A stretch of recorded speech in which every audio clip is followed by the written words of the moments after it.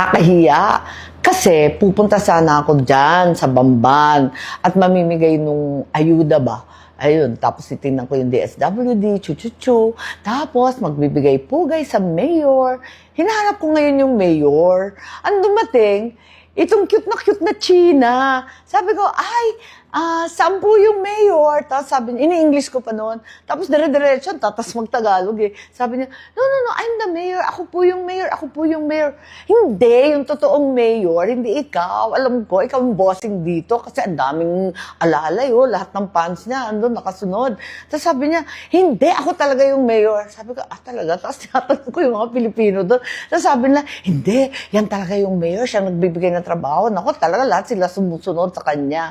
Kaya eto nga, naguguluhan ako dito sa investigasyon dahil nung una pa, nagdududa akong Pilipina siya. Pero sigurado na yung mga tao doon, talaga nabigyan niya ng trabaho, ng tulong, kung ano.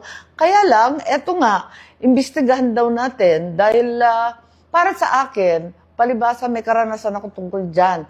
Wala pang pangalan na Pogo. Meron na kaming mga nagsusugal na galing sa China, galing sa kung saan. Doon sa Fort Ilocanda sa Lawag. Ngayon, katok ako ng katok dyan sa Fort Ilocanda hanggang sinabi sa akin, magtanong ka dyan sa PAGCOR. Governor ako noon. Sulat ako ng sulat sa PAGCOR. Sabi ko, sino-sino ba ito? Dumadagsa na yung mga foreigner dito. Hindi na namin kilala. Sabi ng PAGCOR, hindi. Kompleto ang papeles niyan.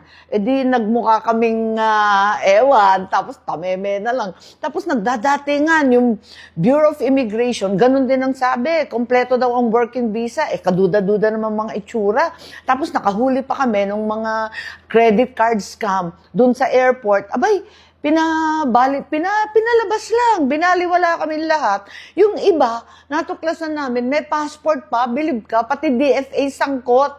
Tapos, nung susugurin na ng mga pulis na lokal, yung lugar, nagsilabasan yung mga bodyguard nila.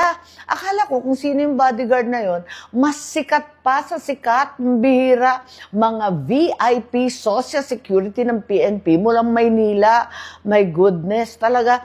Kaya, ngayon, hinahabol lahat, Bamban, Pora, kung saan-saan sa Clark, lahat ng local government. Iniisip ko na baka naman dapat yung regulatory agencies na talagang in charge, katulad ng PAGCOR, sila muna ang managot. Bakit sinisisi yung mga local government? Katulad ko noon, wala naman kami magawa. Talagang hindi naman natin masasabi na walang sala yung mga local government. Pero yung main responsible agency ay yung PAGCOR, Bureau of Immigration, DFA, at higit sa lahat yung PNP. Lahat ng mga yan, dapat alam nila yung nangyayari.